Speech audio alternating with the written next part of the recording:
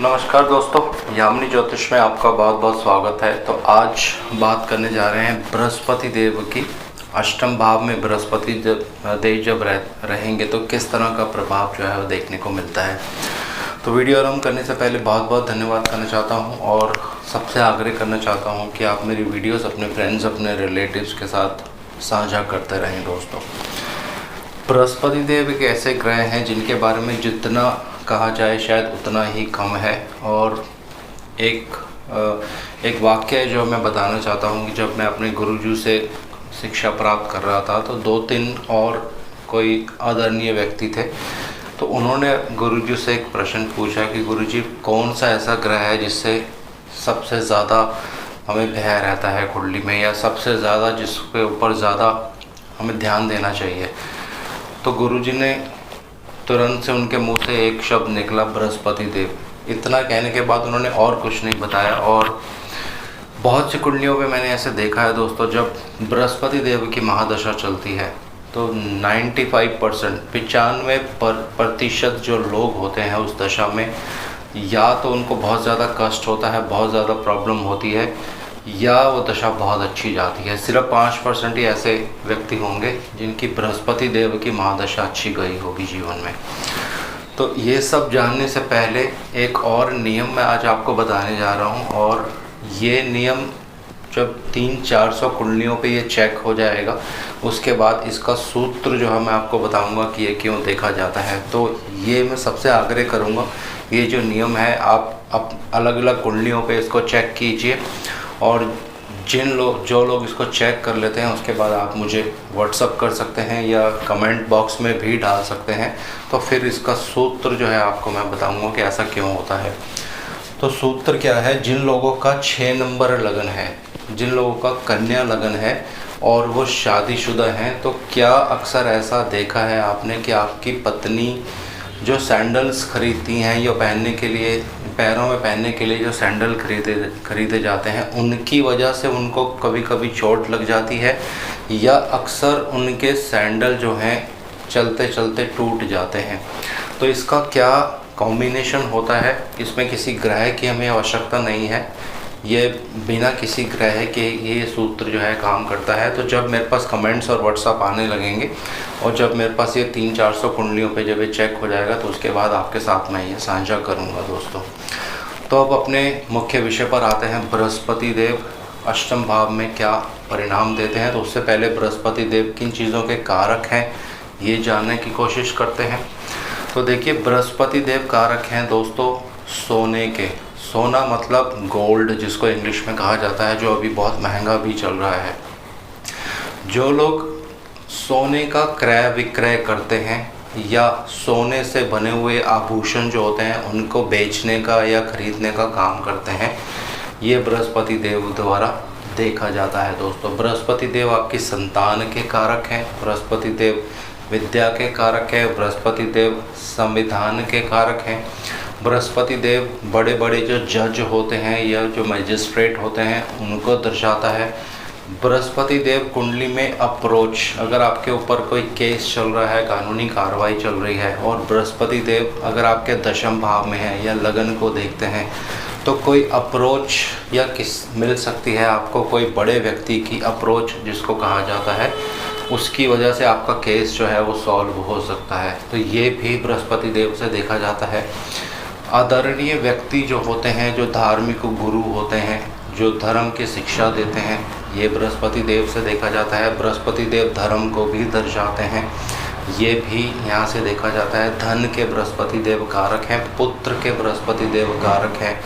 ज़्यादा मीठा जो लोग खाते हैं ये बृहस्पति देव से देखा जाता है। डायबिटीज़, लीवर या किडनी में कुछ रोग होते हैं, ये बृहस्पति देव से देखा जाता है। जितने भी टीचर्स होते हैं ये बृहस्पति देव से देखा जाता है। फाइनेंस में जो लोग काम करते हैं बृहस्पति देव इसके कारक हैं।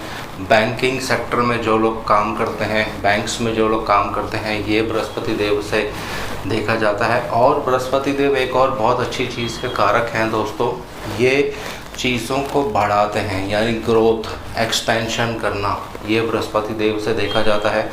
आपकी बॉडी में, आपके शरीर में चर्बी जो होती है ये बृहस्पति देव से देखा जाता है। और जिन लोगों का वज़न ज़्यादा होता है इसके भी पीछे बृहस्पति का कारण होता है। तो बहुत, और स्त्री की कुंडली में पति के कारक बृहस्पति देव माने जाते हैं और मंगल भी जो है पति के कारक माने जाते हैं।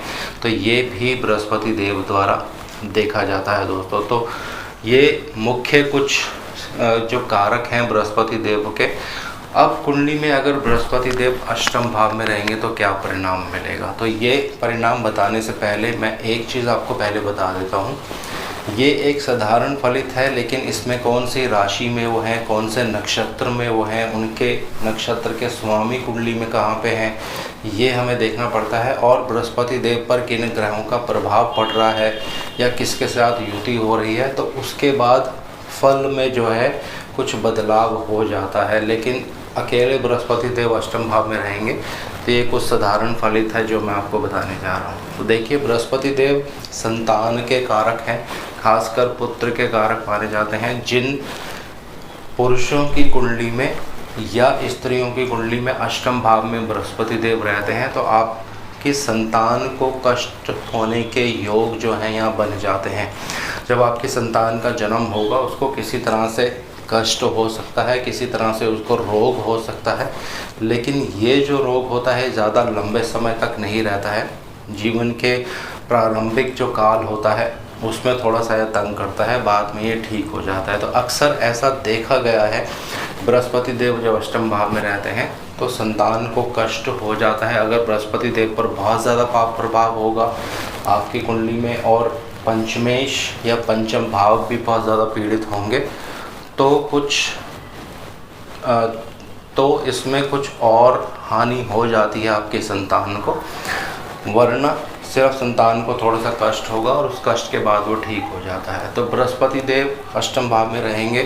किसी स्त्री की कुंडली अगर आप देख रहे हैं तो देखिए ये 2 विवाह के योग बना देता है, क्योंकि स्त्री की कुंडली में पति के कारक हैं बृहस्पति देव, और बृहस्पति देव जब अष्टम भाव में रहते हैं तो इस तरह के योग बन जाते हैं कुंडली में कि 2 विवाह हो सकते हैं।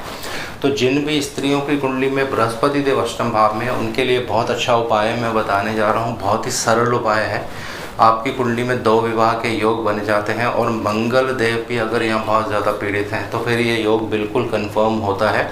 तो इसके लिए आप क्या कीजिए, जब आपका विवाह होता है और उसके 1 साल के भीतर ही आप अपने ही पति को डाइवोर्स दे दें, और डाइवोर्स होने के बाद फिर से उन्हीं से विवाह करें। लेकिन वो जो विवाह होगा वो कोर्ट में होना चाहिए, संविधान जिसमें शामिल हो। जब कोर्ट में आप विवाह कर लेंगे तो बृहस्पति का जो दोष होता है, जो अष्टम भाव में बृहस्पति देव रहते हैं, जो 2 विवाह का योग यहाँ बनाते हैं, वो दोष उनका ख़त्म हो जाता है दोस्तों। ये बृहस्पति देव का बहुत ही अचूक उपाय है। अगर इस तरह से बृहस्पति देव आपकी कुंडली में है और 2 विवाहों का योग बनता है तो ये उपाय करने से ये बृहस्पति देव शांत हो जाते हैं दोस्तों। अब बृहस्पति देव कारक हैं धन के। तो जिन लोगों के अष्टम भाव में बृहस्पति देव रहते हैं बहुत ही खर्चा कर सकते हैं ऐसे लोग, और वो खर्चा तो होता है क्योंकि ये 12वें भाव पर दृष्टि डालते हैं बृहस्पति देव। धार्मिक कार्यों पे आप बहुत ज़्यादा खर्चा कर सकते हैं, या कुछ मौज मस्ती के जो कार्य होते हैं उन पे भी बहुत ज़्यादा खर्चा होता है। उसकी वजह से पति और पत्नी के बीच में कुछ तनाव की स्थितियाँ जो हैं बनकर आ सकती हैं, ये भी आपको ध्यान रखना है। अब जिन स्त्रियों की कुंडली में बृहस्पति देव अष्टम भाव में है उनके जो पति होंगे उनका जो वजन होगा वो ज़्यादा हो सकता है, देखने में वो भारी हो सकते हैं। तो ये भी योग जो हैं कुंडली में देखे जाते हैं जब आप किसी स्त्री की कुंडली देखते हैं। और अगर पुरुष की कुंडली में अष्टम भाव में बृहस्पति देव हैं तो मेरा सबसे आग्रह है, अगर आप अपनी कुंडली उठा के देखते हैं ये योग आपको कुंडली में दिख रहा है तो किसी भी तरह से कोई भी पैसा आपने किसी को दे रखा है या कोई गुमनाम प्रॉपर्टी जिसके बारे में घर वालों को नहीं पता है, या कोई और ऐसे गुप्त धन या इसी तरह से कोई शेयर्स आपने ले रखे हों जो गुप्त हों, किसी को आपने बताया नहीं हो, तो मेरा आग्रह है जिन लोगों के अष्टम भाव में बृहस्पति देव हैं कृपा करके जो कुछ भी आप करते हैं कम से कम अपनी पत्नी के साथ या कोई ऐसा व्यक्ति जिनके ऊपर आपको बहुत ज़्यादा विश्वास हो, उनसे ये सारी चीज़ें साझा करके रखें। इसके पीछे कुछ कारण है, इसलिए मैंने ये योग यहाँ पे जो ये योग है मैंने आपको बताया है। और बृहस्पति देव देखिए दोस्तों, छुपी हुई चीज़ों को भी दर्शाता है अष्टम भाव। तो जिन पत्नियों की कुंडली में अष्टम भाव में बृहस्पति देव रहते हैं या जिन स्त्रियों की कुंडली में अष्टम भाव में बृहस्पति देव रहते हैं, तो ऐसे जो पति पत्नी होंगे बहुत ही एक सीक्रेट नेचर के होते हैं। दोनों पति पत्नी सीक्रेट नेचर के हो जाते हैं।